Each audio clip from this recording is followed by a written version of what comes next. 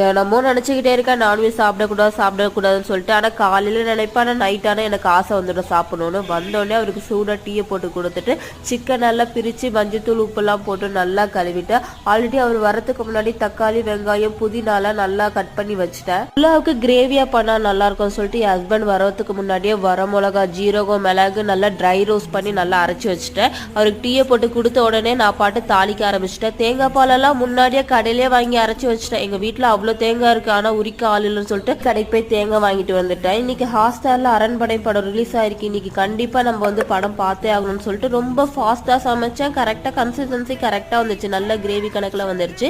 65 நாளைக்கு பொரிச்சிக்கலாம்னு சொல்லிட்டு மசாலா ஊற வச்சுட்டேன். ஆமா வேற தொலைக்க அவ்வளோ இருக்கு, நம்ம நாளைக்கு தொலைக்கிக்கலாம், ஹஸ்பண்ட் லீவு தானேன்னு சொல்லிட்டு நான் பாட்டு புலாவை எடுத்து பார்க்குறேன். அவ்வளோ நல்லா இருந்துச்சு.